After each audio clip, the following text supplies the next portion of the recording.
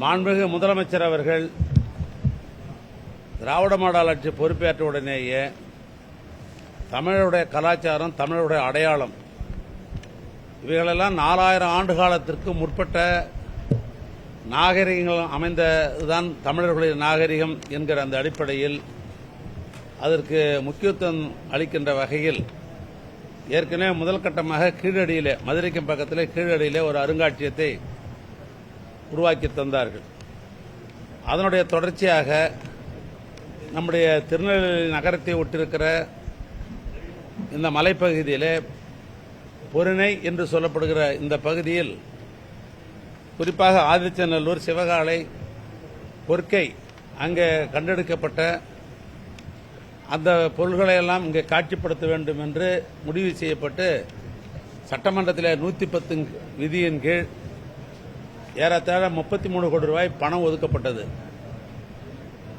இந்த காட்சிப்படுத்துகிற இந்த இடம் 13 ஏக்கர் நிலம்.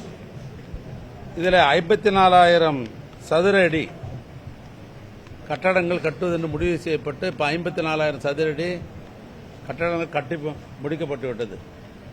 இப்போ உட்புற பூச்சி வேலை, அழகுபடுத்துவதற்காக ஆர்கிடெக்சர் சபதி வேலைகள் நடைபெற்றுக் கொண்டிருக்கிறது. அதோடு மட்டுமல்ல, இதை காட்சிப்படுத்துகிற பொருட்களை உள்ளே இன்டீரியர் அந்த பணிகள் பொறுத்தளவுக்கு அங்கங்கு காட்சிப்படுத்த வேண்டிய பொருட்கள் எல்லாம் அங்கங்கு கலெக்ஷன் பண்ணிருக்கிறோம். இவைகளெல்லாம் முறையாக காட்சிப்படுத்துவதற்கு வேண்டிய அதுக்குரிய சாதனங்களை எல்லாம் பொருத்துகிறதற்கு வேண்டிய நேரங்கள் எங்களுக்கு தேவைப்படுகிறது. ஒன்று, இது மலைப்பகுதியாக இருக்கிற காரணத்தினால் ஒரு கட்டிடத்திற்கும் இன்னொரு கட்டிடத்திற்கும் 13 ஏக்கரால் நாங்கள் 54,000 ஸ்கொயர் ஃபீட் கட்டுறோம்னு சொன்னால் ஒரு இடத்துக்கு ஒரு இடத்திடம் டிஸ்டன்ஸ் இருக்குது. அதனால் முதியோர்கள் அவர்கள் ஒரு கட்டிடத்திற்கு வந்து காட்சிப்படுத்துகிற பொருளை பார்க்கணும்னு சொன்னாக்கா இப்போல்லாம் பேட்டரி காரை பயன்படுத்த வேண்டியதாக இருக்குது. அதனால் பேட்டரி கார் மூலியமாக வந்து கட்டடங்களை பார்ப்பதற்கு, உள்ளே இருக்கிற காட்சிப்படுத்தப்பட்ட பொருளை பார்ப்பதற்கு அதற்கு வேண்டிய பாதைகளையும் இதில் கூடுதலாக நாங்கள் செய்கிறோம். இன்னொன்று, லேண்ட்ஸ்கேப் அழகுபடுத்துவது, ஒரு கட்டடத்துக்கு இடைப்பட்டிருக்கிற இடங்களை அழகுபடுத்துவதற்கு வேண்டிய பணிகளும் அதற்கு வேண்டிய பணிகள் இன்னும் ஒரு சில தினங்களிலே துவக்க இருக்கிறோம். முதலமைச்சர் என்ன சொல்கிறாருன்னு சொன்னால், இந்த நிதியாண்டிலேயே இதை திறக்க வேண்டும் என்று துறைக்கு ஆணையிட்டிருக்கிறார்கள், பொதுப்பணித்துறைக்கு. அதனால்தான் என்னுடைய துறையினுடைய செயலாளர் நம்முடைய சர்மா ஐஏஎஸ் அவர்களையும் நம்முடைய சட்டப்பேரவையினுடைய பேரவைத் தலைவர் அவர்கள் அடிக்கடி தொலைபேசியில் தொடர்பு கொண்டு சீக்கிரம் முடிங்க என்று அவருடைய ஆணை, ரெண்டுத்தையும் முதலமைச்சர் ஆணையும் நம்முடைய பேரவைத் தலைவருடைய ஆணையும், ஏன்னா பேரவைத் தலைவர் ஆணையது பெரிய ஆணை எப்பொழுதுமே சட்டமன்றத்தில், ஆனால் ஏற்றுக்கொண்டு இது வேகமாக விரைந்து முடிக்க வேண்டும் என்பதற்காகத்தான் நாங்கள் இந்த ஆய்வுக் கூட்டத்திற்காக நான் வந்தேன். நாங்கள் எதிர்பார்த்த அளவுக்கு ஒப்பந்ததாரர்கள் கொஞ்சம் அட்வான்ஸாக போயினுக்கிறார். இருக்கிற உண்மையை சொல்கிறேன். அவருக்கு குறிப்பிட்ட ஒப்பந்த காலத்திற்கு முன்னாலே இதை முடிச்சு கொடுக்குற அளவுக்கு தான் பணிகள் போய் கொண்டிருக்கிறது. ஆனால் ஒப்பந்த காலத்திற்கு முன்னாலேயே இந்த பணிகள் நிறைவு செய்யப்பட்டு பொதுமக்கள் பயன்பாட்டிற்கு முதலமைச்சர் அவர்கள் இதை திறந்து வைப்பார்கள். இதில் இது 7 கட்டட பகுதியாக நாங்கள் பிரிச்சிருக்கிறோம். பொதுவாக நிர்வாக கட்டடம், சிவகலைக்காக ஒரு கட்டடம், அதுபோன்று ஆதிச்சநல்லூருக்காக 2 கட்டடங்கள், கொர்க்கைக்காக 2 கட்டடங்கள், சுகாதாரத்திற்காக ஒரு கட்டடம் என்ற அடிப்படையில் 7 பகுதியாக அந்த கட்டடம் கட்டப்பட்டிருக்கிறது. அது கடைசியாக பார்க்கும்போது சிறப்பாக இருக்கும். பொதுவாக தமிழ்நாட்டில் இந்த ஆட்சி பொறுப்பேற்ற உடனேயே பல்வேறு கட்டடங்களை முதலமைச்சர் அவர்கள் கட்டச் சொல்லி பொதுப்பணித்துறையின் மூலமாக நாங்கள் கட்டி கொண்டிருக்கிறோம். இப்போ நடைபெற்ற சட்டமன்றத்தில் கூட நான் என்னுடைய மானிய கோரிக்கையின் போது நான் குறிப்பிட்டேன். இன்றைக்கு இருக்கிற தொழில்நுட்பங்களை, நவீன தொழில்நுட்பங்களை, நியூ டெக்னாலஜி, அதை பயன்படுத்தி நாங்கள் கட்டடம் கட்டி கொண்டிருக்கிறோம். அதனால தான் விரைந்து கட்ட முடிகிறது. பொதுவாக நாம் பார்க்குறோம், சரித்திரம் படைத்தவர்களுக்கு, வரலாறு படைத்தவர்களுக்கெல்லாம் தெரியும், இது சோழர் காலத்து கட்டடம், இது பல்லவர் காலத்து கட்டடம், இது மௌரிய பேரரசால் கட்டப்பட்ட கட்டடம், இது முகலாய பேரரசால் கட்டப்பட்ட கட்டடம், 253 ஆண்ட பிரிட்டிஷ்காரன் கட்டடம் என்று இப்படி வகைப்படுத்துகிறோம்.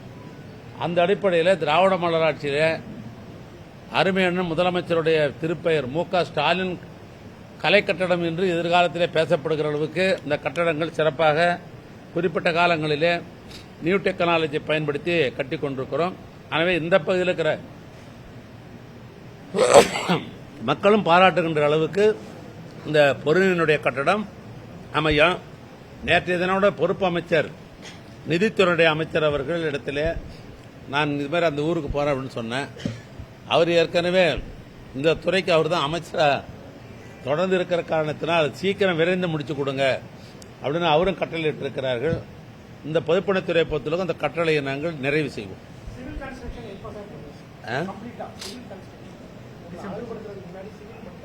டிசம்பர் மாதத்திற்குள் முடியும். டிசம்பர் மாதத்திற்குள் முடியும்.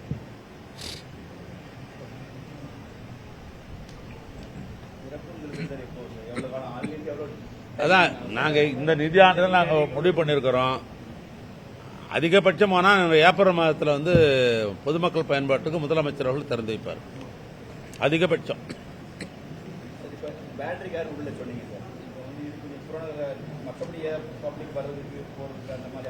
பொதுவாக வந்து இந்தியாவினுடைய கடைசி பகுதியாகிற கன்னியாகுமரி, இந்த கன்னியாகுமரிக்கு உங்களுக்கு தெரியும் சுற்றுலா பயணிகள் அதிகமாக வந்து போகிற பகுதி. வீரம் செறிந்த மண் நம்முடைய திருநெல்வேலி மண்ணும். அதுக்கு பல சரித்திர சான்றுகள் வரலாறுகள்லாம் உண்டு. இந்த வழியாகத்தான் கடந்து வந்து கன்னியாகுமரிக்கு போய் அணியன் திருவள்ளுவர் சிலையை பார்ப்பதாக இருந்தாலும், ஆன்மீக பெருமக்கள் விவேகானந்தர் பாறையை பார்ப்பதாக இருந்தாலும் இந்த பகுதி வழியாக தான் போகிறாங்க. ஆனால் ஒட்டுமொத்தமாக இந்தியாவில் இருப்பவர்கள் இந்த வழியாக போகிற காரணத்தினால் தமிழ்நாட்டு மக்களும் மட்டுமல்ல பிற மாநிலத்தவர்களும் தமிழருடைய அடையாளம் தெரிந்து கொள்வர்களுக்கு காட்சிப்படுத்துகிற இந்த பொருணையை அவர்கள் பார்ப்பதற்கு அதிக வாய்ப்பு இருக்கிறது. அதனால இது புகழ்பெற்ற இடமாக இந்த பொருணை அமையும். ரைட்.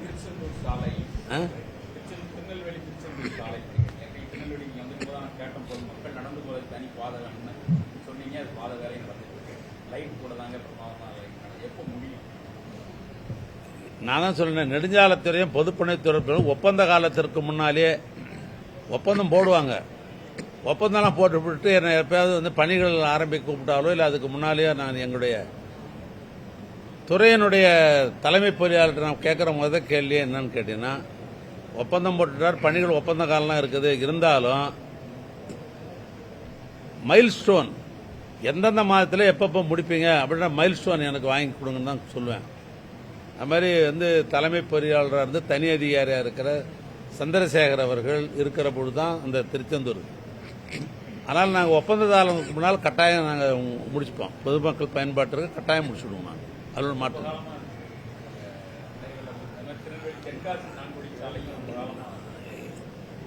அதாவது தென்காசி 4 வழி சாலைன்றது உங்களுக்கே தெரியும்.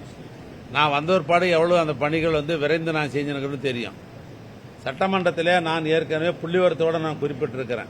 ஒரு வரியை சொல்லிடுறேன். இப்பயே 17,000 கோடி ரூபாய் தமிழ்நாட்டுடைய முதலமைச்சர் நெடுஞ்சாலைத்துறைக்கு ஒதுக்கியிருந்தாலும் கூட ஏறத்தாழ 13,000 கோடி ரூபாய் ஏற்கனவே சென்ற அரசாங்கம் அறிவிக்கப்பட்ட வேலைக்கு தான் மொத்த பணத்தை நான் செலவு பண்ணுகிறேன்னு சட்டமன்றத்தில் ரெக்கார்ட் பண்ணியிருக்கிறேன் நான். ஆனால் அதுக்கு பின்னால் தான் வந்து பல இடங்களில் வந்து தமிழ்நாட்டை பார்த்தீங்கன்னு சொன்னாக்கா நில எடுப்பு எடுக்காமலேயே டெண்டர்லாம் விடப்பட்டு பணிகள்லாம் அப்படியே தொய்வாக கிடக்கும்.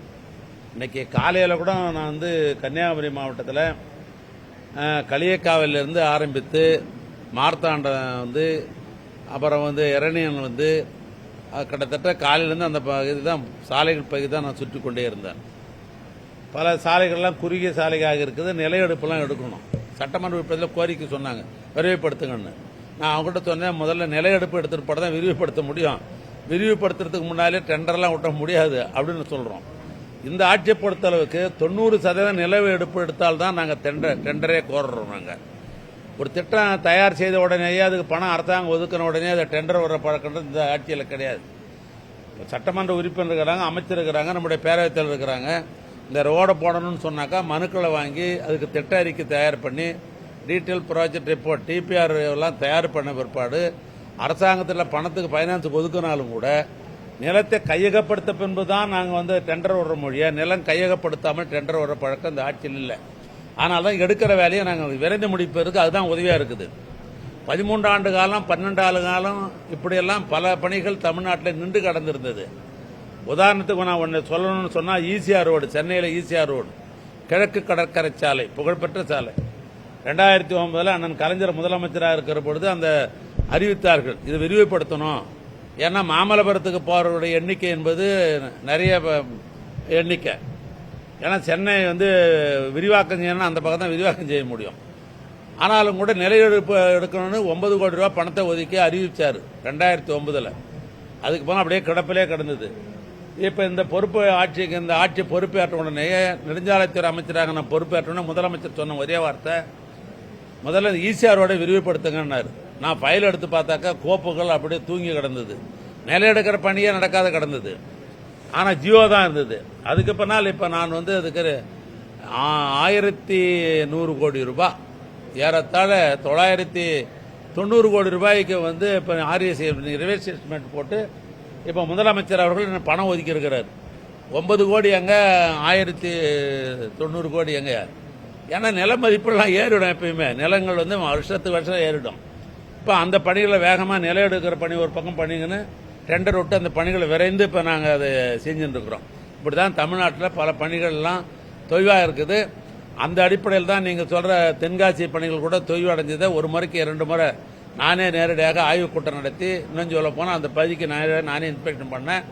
அந்த பணிகள் ஒரு பக்கம் நடைபெற்று கொண்டிருக்கிறது. நீங்கள் கேட்கலாம், நானே பதில் ஒன்று சொல்கிறேன். திருநெல்வேலி புறவழிச்சாலை எவ்வளோ நாள் பிரச்சனை இருந்தது சொல்கிறேன். திருநெல்வேலி புறவழிச்சாலை எவ்வளோ நாளாக இருந்தது? இப்போ அதுக்கு பின்னால் நான் அதுக்கு ஒரு முக்கியத்துவம் கொடுத்து அதுக்கு இப்போ ஒரே பகுதியாக போய் எப்போ ஒன்று சொல்கிறோம். நிதிநிலையில் எப்போ போனாலும் சரி, ஒரு குறிப்பிட்ட அளவில் டக்குன்னு கேட்டால் தான் நிதிநிலையில் கூட பணம் தருவாங்க. ஒரு ஹியூஜாக போய் கட்டினா நிதியில் கூட இவ்வளோ பணம் எங்கே இப்படி செலவு பண்ணதுன்னு சொல்லுவாங்க. இப்போ நான் வந்த உடனே திருநெல்வேலியில் நில எடுப்பு கூட 3 பகுதி ஆக்கினேன். நான் முதல் பகுதி, 2ஆம் பகுதி, 3ஆம் பகுதி நான் ஆக்கிட்டு நில எடுப்புக்கு கோப்புகள் அனுப்புனேன். அதுக்கு கோப்புகளில் இப்போ நில ஒதுக்கி கொடுத்தாங்க. இப்போ முதல் பகுதி நில எடுக்கிற பணி ஏறத்தாழ 90% பணிகளை முடிச்சுட்டோம். அதை முடிச்ச உடனே இந்த வருஷம் அதுக்கு டெண்டர் கோரப்பட்டு அந்த புறவழிச்சாலையை நாங்கள் ஆரம்பிச்சிருவோம். அடுத்த கட்டத்து புறவழிச்சாலைக்கு நில எடுக்கிற பணியை தொடக்க இருக்கிறோம். அதுதான் சொல்றேன். இதுல இருந்து அந்த தாழையுத்தா அந்த பகுதி தான். அதான் அது 3 பகுதி ஆக்கி நாங்கள் எடுக்கிறோம். நாங்கள் அதை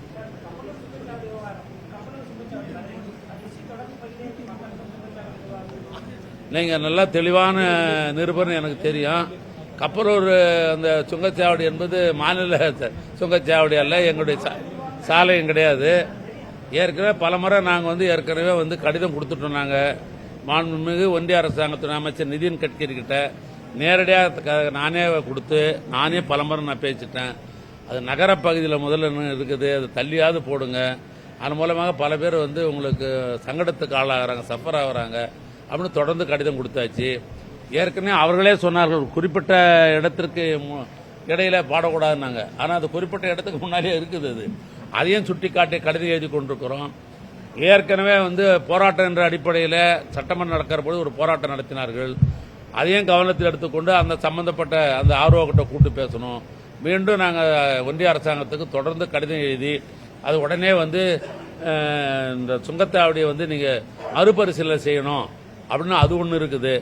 தமிழ்நாட்டை பொறுத்தளவுக்கு பீரியடு முடிஞ்ச பல சுங்கச்சாவடிலாம் இருக்குது. அவைகளாம் பீரியடெல்லாம் முடிஞ்சிட்டு அப்படியே தொடர்ந்து நீங்கள் மெயின்டெனன்ஸுக்காக வாங்குறத பற்றி இல்லை, ஏற்கனவே மூலதனம் செய்யப்பட்ட அடிப்படையில் அப்படியே தொடர்ந்து நீங்கள் அதே ரேட்டு வாங்கினுக்கிறீங்க. அதுவும் தவறு. அந்த பீரியடு முடிஞ்சிட்ட பாடு நீங்கள் குறைந்த கட்டணம் மெயின்டெனன்ஸுக்கு எப்படியும் பண்ணணும், அதுக்கு தான் நீங்கள் வாங்கணும்னு அதுவும் தொடர்ந்து கடிதம் எழுதி கொண்டிருக்கிறோம். திடீர்னு கேட்டால் சொல்ல முடியாது. ஆனால் இப்படி ஏறத்தாழ எனக்கு தெரிந்து 30க்கும் மேற்பட்ட சுங்கச்சாவடிகள் அப்படிலாம் இருக்குது பல இடங்கள். ஆமா, தேசிய நெடுஞ்சாலைகள் அவங்க குறிப்பிட்ட அளவுக்கு, அதாவது இன்னும் சொன்னாங்க குறிப்பா 4 பத்தி நான் எழுதியிருக்கிறேன். குறிப்பா 4 எழுதியிருக்கிறேன் நானே கடிதம். 4 உனக்கு பார்த்தீங்கன்னா பரனூர்னு ஒன்று இடம் இருக்குது ஒன்று அங்கே, அதே போன்று நம்முடைய கிருஷ்ணகிரி ஒன்று 2, 3வது ஸ்ரீபெரும்புதூர் இருக்குது அங்கே ஒன்று 3, இப்படி இருங்காட்டுக்கோட்டை, அது மாதிரி 4 இடங்கள்ல பீரியடெல்லாம் முடிஞ்சு போச்சு.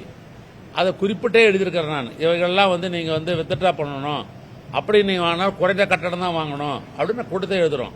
நாங்கள் ஒன்றிய அரசாங்கத்துக்கு கடிதம் எழுத முடியுமோ ஒழிய நாங்கள் என்ன பண்ண முடியும் யோசிச்சு பாருங்க. தொடர்ந்து வலியுறுத்துகிறோம், சட்டமன்றத்தில் பேசுகிறோம், நேரடியாக கொண்டு கொடுக்குறோம். இதெல்லாம் ஒன்றிய அரசாங்கத்தோட அமைச்சர்கள் வருவாங்க, அவங்களுக்கு கொஞ்சம் கடுமையாக கேளுங்க. சிட்டியில் ரெண்டா நம்ம நிறுத்தி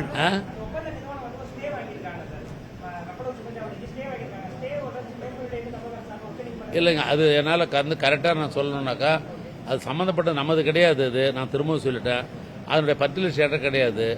நான் அடுத்த முறை வரும்போது நான் என்னன்னு கேட்டுன்னு சொல்கிறேன்.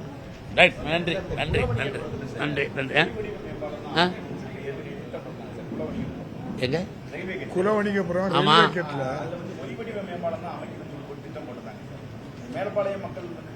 என்ன சந்திர டெக்னிக்கல் இதுக்கு போயிருக்குங்க சார். அண்டர் பாஸ் மேம்பாலம் டெக்னிக்கல் எவல்யூஷன் போயிருக்கு சார். எப்படி சொல்லலாம் அந்த மாதிரி போடலாம்.